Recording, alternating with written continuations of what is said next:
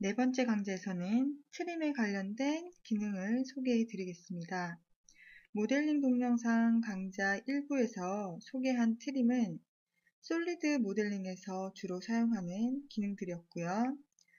트림 2에서 설명드리는 기능들은 곡면 모델링에서 주로 응용하는 기능이라고 보시면 되겠습니다.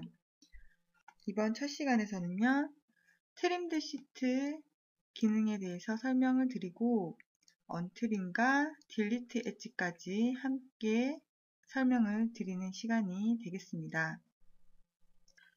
시트 바디에서 불필요한 부분을 우리는 잘라버리는 기능을 사용을 하는데, 이때 트림드 시트 기능을 사용을 하고요. 그 기준이 되는 것은 면이나 데이텀이나 커브, 모서리 등을 가지고 자를 수가 있게 되겠습니다. 곡면 모델링을 하시다 보면은 원하는 형상보다 이렇게 크게 그리는 경우가 많고요. 이 큰 형상에서 기준을 가지고 잘라버리게 되죠. 이렇게 자르는 기준은 이런 데이텀 플랜도 되고요. 커브도 되고 이제 곡면, 시트 바디도 가능하다라는 겁니다. 이렇게 해서 내가 원하는 면만 남기게 되는 기능이 트림드 시트가 되겠고요. 주의하실 점은 이런 경계 영역을 만드실 때 자르고 남을 부분은 이 시트 바디가 되고요. 기준은 이 선택된 이 시트 바디가 되는데, 자, 이때 빨간색으로 이렇게 별표가 떨어지면 영역 자체가 포함을 하지 않고 있기 때문에 트림이 될 수 없다라는 메시지입니다. 자, 이 점만 주의를 하시고요. 이 영역을 이렇게 키워서 트림을 해줘야 된다는 얘기입니다. 필요한 부분만 이렇게 남기고 나서 다시 작업을 하다 보면 초기의 곡면이 필요할 경우가 있는데요. 그때 사용할 수 있는 기능이 언트림이라는 기능이 되겠습니다. 잘라버리고 나서 다시 옛날 면이 필요할 때 그때 사용을 하시는 거고요. 딜리트 엣지 같은 경우에는 트림 시트를 하고 나서 모서리가 나오게 되는데, 모서리만 옛날의 형상을 다시 되찾고자 할 때 사용하는 기능이 딜리트 엣지라고 보시면 되겠습니다. 그럼 NX를 열어서요, 함께 살펴보도록 하겠습니다. 예제 파일은 트림 시트라는 PRT 파일이 있고요. 자, 오픈을 해주시면 저와 동일한 파일이 오픈이 될 겁니다.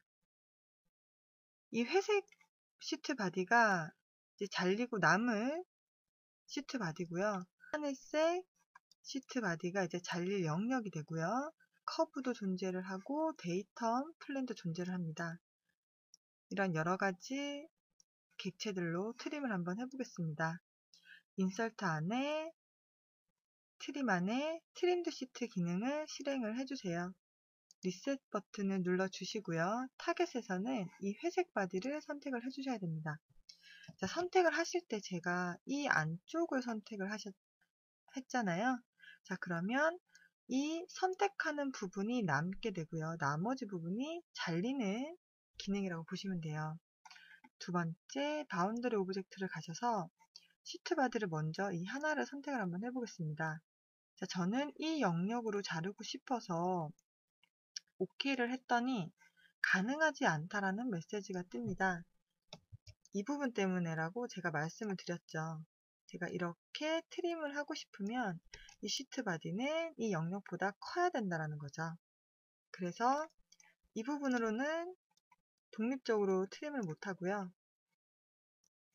이 시트 바디로 선택을 했을 때는 별표가 뜨지 않죠? OK 하고 나가보면은 트림이 잘 되죠. 다시 선택하고 지우고요. 자, 이번에는 트림 시트를 하는데 첫 번째 이 타겟을 선택하고 두 번째에서 이 시트 바디로도 자르고 이 시트 바디로도 자르고, 자, 이 시트 바디로도 자르겠다라고 해서 OK를 하면은 한 번에 트림이 되니까 여러 번 자르지 말고요. 한꺼번에 이렇게 자르는 영역을 동시에 선택할 수 있다는 것을 알고 계시면 되겠습니다. 자, 다시 트림 시트를 실행을 하시고요. 자, 이번에는 데이텀 플랜을 가지고 자를 건데요. 선택을 할 때 여기가 아니라 이쪽 부분을 선택을 한번 해볼게요. 데이터 플랜을 기준으로 오른쪽을 선택합니다. 오른쪽을 선택하고 두 번째 바운더리 오브젝트에서 데이터 플랜을 선택해서 OK를 한번 해볼게요. 선택한 영역이 남고 나머지가 트림이 된다라고 말씀을 드렸기 때문에 결과가 이렇게 옵니다. 이럴 경우에는 당황을 하지 마시고 편집을 들어가세요. 파트 내비게이터에서 피처를 더블 클릭하시면 편집을 하실 수 있으니까 이때 가셔서 리전에서 두 번째 옵션을 선택을 해주시면 선택 영역이 이제 반대로 남게 되는 것을 보실 수가 있게 되겠습니다. 이번에는 마지막으로 커브에 의해서 잘리는 것을 보겠습니다. 선택을 하고요. 자, 두 번째 바운더리 오브젝트에서 커브를 선택하고 또 선택을 했습니다. 잘려야 되는데 지금 에러가 떨어지죠? 그 이유는요. 커브를 선택했을 때는 항상 이 프로젝션 방향을 확인을 해주셔야 됩니다.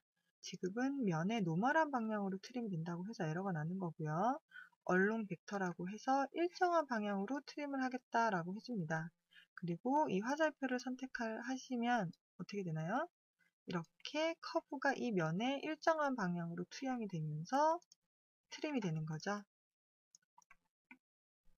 지금까지 보여드린 기능이 이 트림드 시트 기능이 되겠고요. 이 기능은 곡면 모델링을 할 때 많이 사용을 합니다. 면을 이렇게 불필요한 부분을 잘라내거나 이제 편집할 때 사용하는 기능이 되겠고요.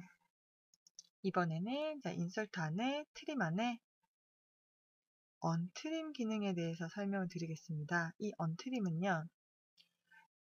면을 하나만 선택을 하면은 탄젠트 커브로 지금 선택이 되어서 다 같이 선택이 되고요. OK를 하면은 트림을 하기 전에 이 면을 찾아주게 되죠.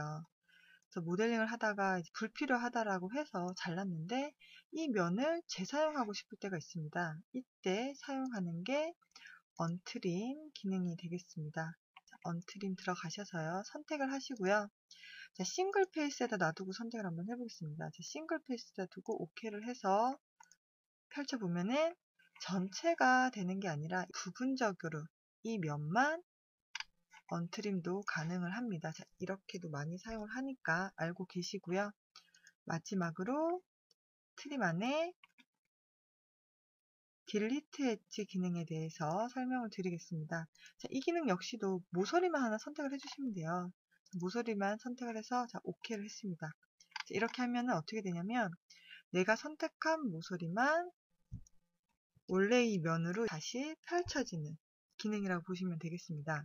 불필요한 모서리를 불필요한 곡면을 자르고 다시 펼치고 하는 기능들에 대해서 살펴보는 시간이 되었습니다. 수고하셨습니다.